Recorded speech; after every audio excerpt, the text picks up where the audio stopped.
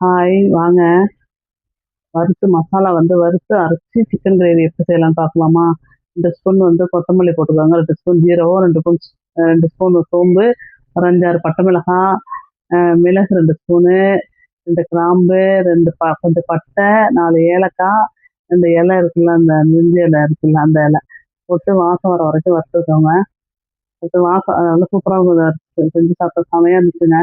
எங்க வீட்ல நான்வெஜ் என் ஹஸ்பண்ட் தான் செய்வாங்களா, அது நான்வெஜ்னா சிக்கன், மட்டன் மட்டும்தான்.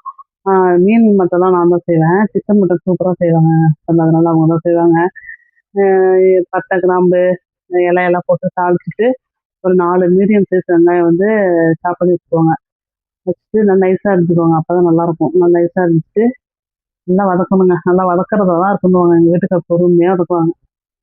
நல்லா ப்ரௌனிஷ் ஆகுற வரைக்கும் நல்லா வதக்கணும். அப்பதான் நல்லா டேஸ்ட்டா இருக்கும்னு சொல்லிட்டு பொறுமையா வதக்குவாங்க. அந்த நல்லா ப்ரௌன் ஆயிட்டா, கருவேப்பிலை இருக்குங்களா? எவ்வளோ கருவேப்பிலை? எப்போதும் இப்படிதாங்க.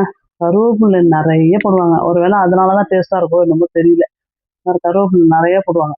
இதுல 3 கொத்து கருவேப்பிலை போட்டுருவாங்க. போட்டுட்டு நல்லா வதக்கிட்டு தக்காளி 2 மீடியம் சைஸ் தக்காளி போட்டு நல்லா அரைச்சுட்டு அதையும் நல்லா வதக்குங்க.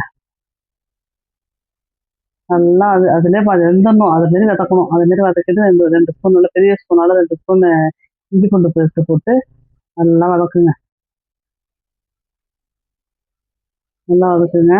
வதக்கிட்டு இருக்காங்களா, நான் போய் அவங்க வறுத்து குடுத்தாங்க. சரி நான் போய் மசாலா அரைக்கலான்னு போற கேப்ல மிளகாத்தூள் போட்டாங்க. இதுல வேற மிளகு, பட்டை மிளகாலாம் இருக்குல்ல, அதனால காரம் ரொம்ப நாங்க சேர்க்க மாட்டோங்க. காரம் ரொம்ப சாப்பிட மாட்டான் என் பையன் ரொம்ப காரம் பிடிக்காது. அதனால காரத்த கம்மியா அதனால 1 ஸ்பூன் தான் போட்டாங்க. நீங்க மிளகாத்தூள் காரமா இருந்தா 1 ஸ்பூன் போடுங்க. அதுல காரம் இல்லன்னா 2 ஸ்பூன் கூட போட்டுக்கோங்க.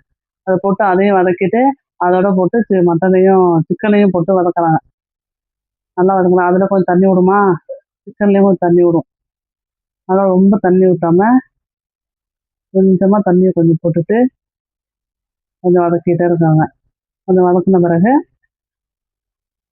கொஞ்சம் வறுத்து நுணுக்கின மசாலா போய் அரைச்சுட்டு வந்தேன் பாருங்க. அந்த மசாலா 2 ஸ்பூன், பெரிய ஸ்பூனால 2 ஸ்பூன் போடுங்க. மஞ்சமா சூப்பரா இருந்துச்சுங்க இந்த கிரேவி. ஹஸ்பண்ட் ஒவ்வொரு விதமா செய்வாரு. சுக்காலாம் செய்வாரு. நான் அடுத்தடுத்து செய்றப்பலாம் போட்டு அடுத்தடுத்து நான் போட்டு போடுறேன் பாருங்களேன். சூப்பரா செய்வாங்க. சுக்கா அன்னைக்கு செமையா செஞ்சிருந்தாங்க. அது பிரியாணி அன்னைக்கு செஞ்சாங்க. சூப்பரா இருந்துச்சு.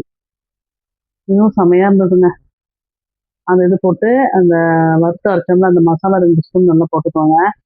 போட்டுட்டு நல்லா வறுக்குறாங்க பாருங்க. நல்லா வதக்குனாங்க. நல்லா வதக்கிட்டு,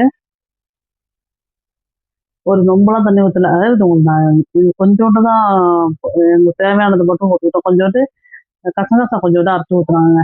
கொஞ்சோண்டு 1 ஸ்பூன் கசகசா போட்டு அரைச்சு, அது நல்லதில்ல, கசகசா நல்லது. நான்வெஜ்ஜுக்கு பெரும்பாலும் சேர்த்துக்குவாங்க பாருங்க. கசகசா போட்டு அரைச்சு ஊத்திட்டு, ஒரு டம்ளர் தண்ணி ஊத்திட்டு, இந்த டைம்ல உப்பு காரம் பாருங்க. நான் தான் பார்த்தேன் உப்பு காரம். உப்பு காரம் மட்டும் நல்லா பார்ப்பேன். உப்பு காரம் பார்த்துட்டு எல்லாம் கரெக்ட்டா இருந்துச்சு. சரி நல்லா கிளறி விட்டுட்டு மூடியாச்சுங்க.